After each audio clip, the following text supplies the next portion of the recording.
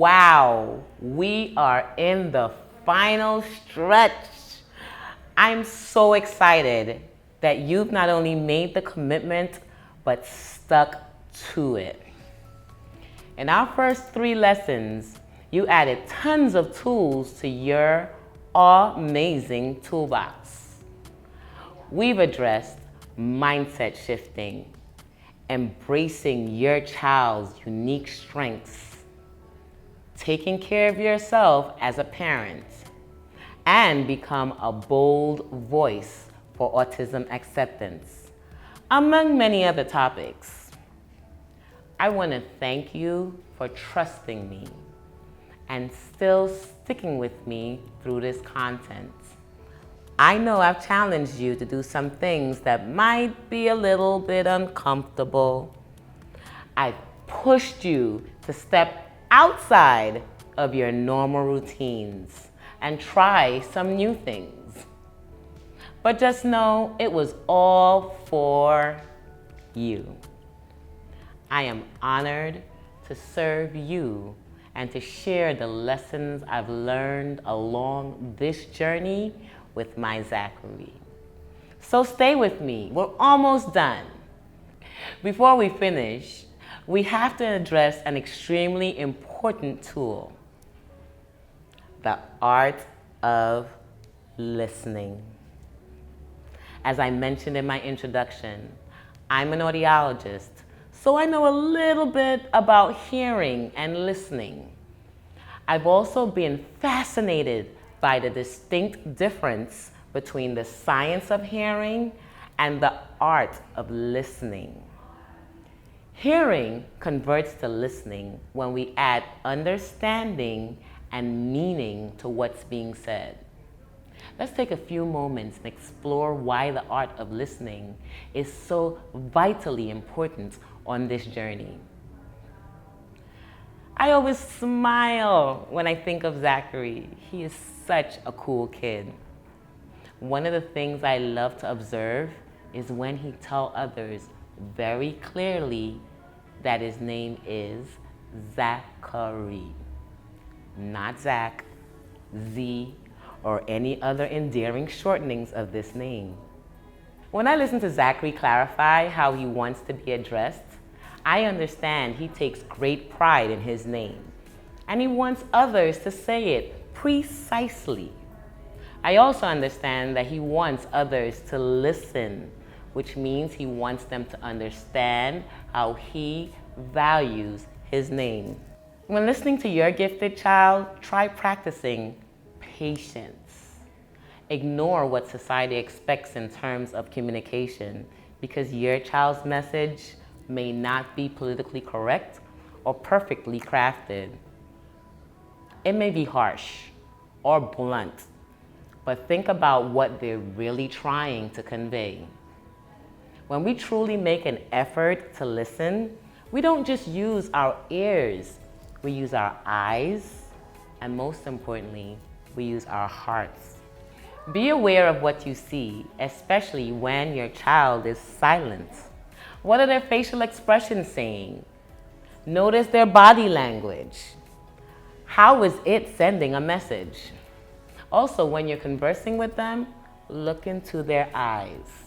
While I know having a prolonged eye contact may cause them to look away, it also will help them to know that you are present with them.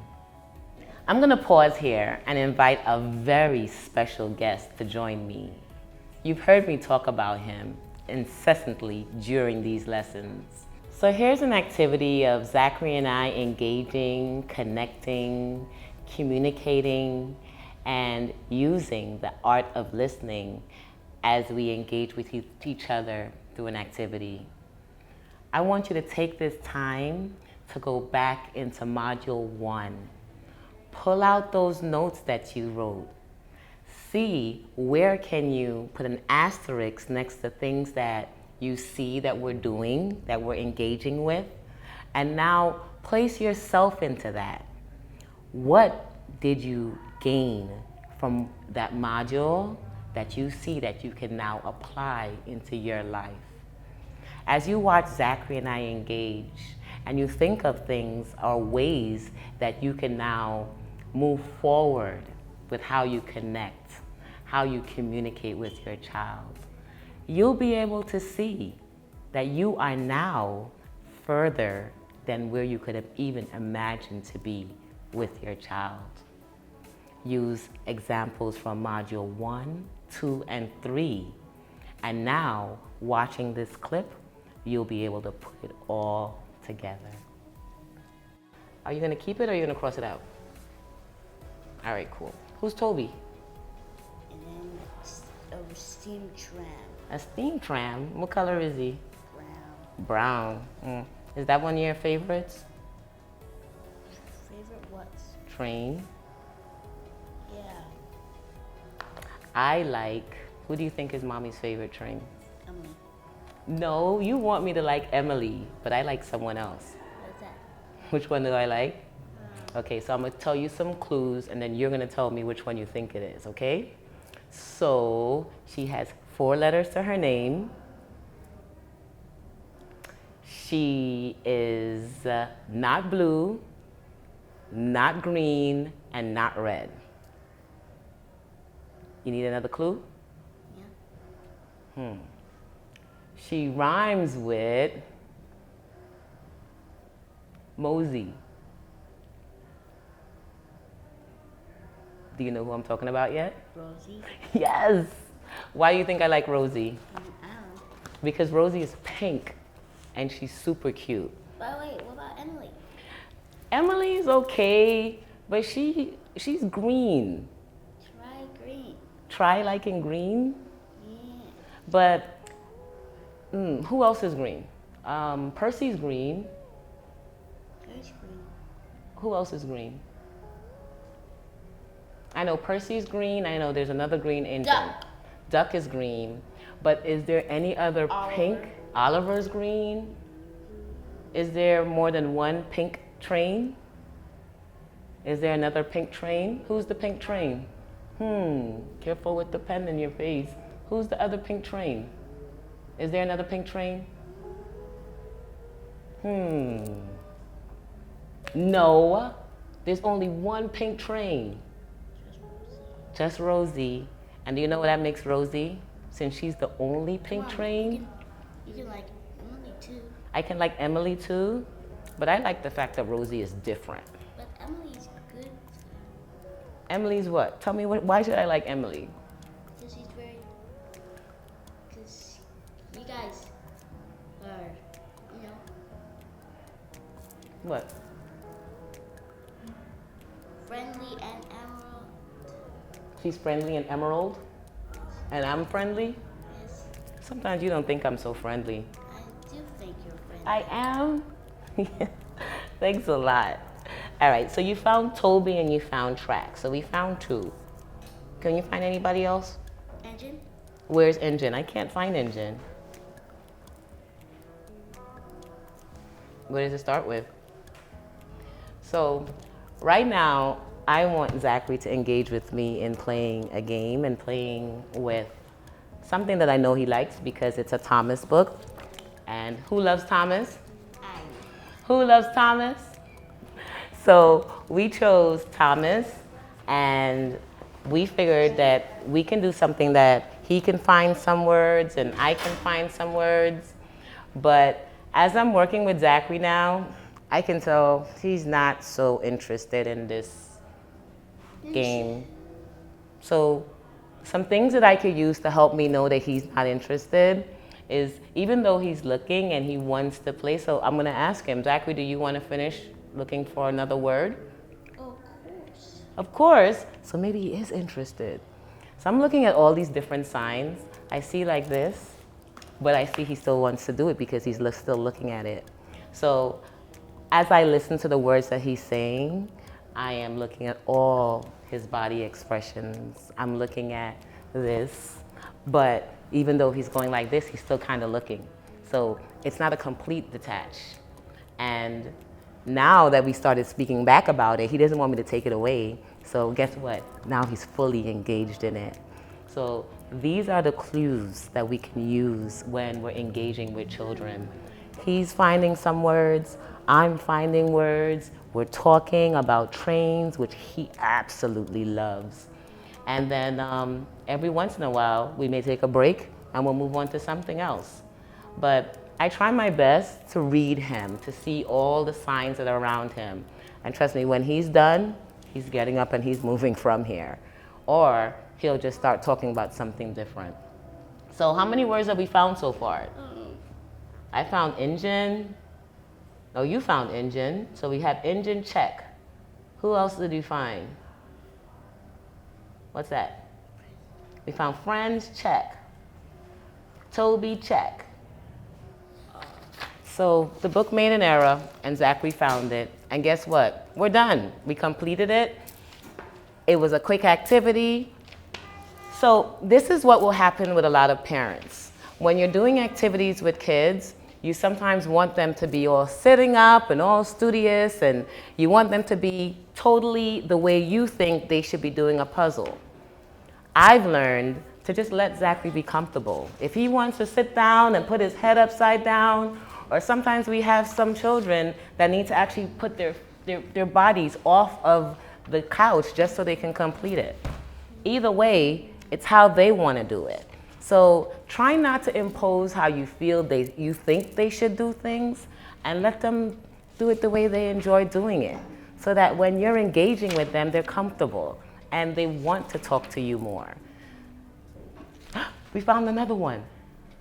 When Zachary was younger, he totally did not like doing crossword puzzles. And I found something. If I get it in a Thomas book, he'd do almost anything. So we got crosswords with Thomas. It helps him to learn language, it helps him to learn how to spell, and he's interested in it. So you would be amazed the games and activities you can create with Thomas. As I said, sometimes you're just playing alongside with them, the things that they enjoy, then it makes it fun for both people. I tell them, Why is it over there? because I want to be right next to you so that we can do it together. Get down to their level. Make sure that they're comfortable with you. Have the eye contact. Give them encouragement. You're doing a great job. And connect with them. Take turns. Can I get a high five? Boom! This is amazing. And sometimes we can go through the whole book and he'll look for each word search. And to me, it's just going naturally off of what they enjoy. You set up the activity, you make sure it's an activity that he is going to like. I can pull out anything that's Thomas right now, and he would go from not wanting to be on camera and not wanting to do this to going into his world. So he's now in his world, and I'm entering his world with him. So this is connection. So now stop. Take 5 minutes to engage with your child. Your listening may not look like my listening, but I want you to take some of the tools and tips I've shared with you and test it out on your child now. Feel free to even over-exaggerate your listening and watch how they react. Take a moment, write down your child's reaction in your handout. So, I want to share a little secret with you. Although I have fully embraced my son's Aumazing gift, it took me almost 8 years to be comfortable with telling people that Zachary is on the autism spectrum. One of the few things that helped me becoming more comfortable with telling others about Zachary was the support of my family, friends, and people around me. By accepting support, I found myself becoming bolder and more confident. It was because of this support that I was able to write my first book and even now produce this program. Knowing that you are not alone, but there is an infinite number of people who are just waiting to support you is so crucial. I want you to think about who is currently in your corner, who is supporting you. Take a moment to write their names down in your handout. Now, I want you to think about the people who could be supporting you, but you have not allowed them to yet. Yes, you heard me correctly. Who do you know who really wants to support you? But because of your fear, trust me, I understand, you have not yet allowed them to. If you're brave and bold enough, write their names down in your handout too. In our private Facebook group, Accept My Autism Fest, I want you to post those names and pictures of some of the people who are supporting you. Let's celebrate them. I want you to also shout them out publicly. Post their pictures. Tag them on your personal Facebook page. Let them know how much they've done for you and what their support has meant. Finally, I challenge you to now reach out to at least one person who you know is willing to support you. I know this is going to be hard because you now have to step out of your comfort zone. But trust me, call them, send them a text, let them know that you'd like to take them up on their offer to support you. During our time together, I'm sure your emotions have been on somewhat of a roller coaster.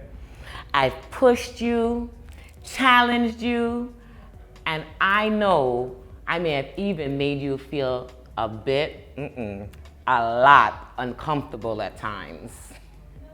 However, I truly believe that at this point, you now have tons of new ideas and ultimately new tools that you can start using immediately, not tomorrow, not next month, but now, to improve your relationship with your child, and most importantly, with yourself.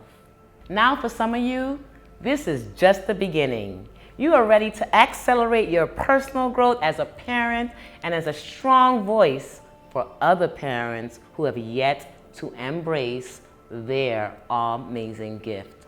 If you're like me, you know you need support and accountability whenever you're ready to take a big step. I'm excited to share with you my group coaching program and mastermind group for parents who want to continue this journey with me. This program will give you access to a greater acceptance, not awareness, because we've moved on to acceptance now, a greater autism acceptance community. I get to share this knowledge with you during these live online sessions and through our private Facebook group. And as a special bonus, your spouse will be able to participate in portions of our program at no additional cost to you. So if you're ready to shift your denial to acceptance and become the parent that you know that you were intended to be, head over to amazinggift.com and click on the programs to learn more about working closer with me. I'm Dr. Alicia Griffith, affectionately known to many as Dr. Allie, and I just want to thank you. Thank you for playing big with me. Thank you for being bold and working through each module with me. I know sometimes it was pretty challenging, but you stuck with it and you stuck with me. I want to thank you for accepting differences, for identifying unique strengths, for shifting your mindset, for now having a zestful living, for identifying things within your child and connecting with them. I want to thank you for going big, becoming a noisemaker for autism. Most importantly, I want to thank you For now, understanding that you are not alone. I would love to work more with you as we move past and as we go further into this journey. And together, and I do mean together, we will develop stronger relationships with our children, and we will be able to show the world how great being a parent of an amazing gift is.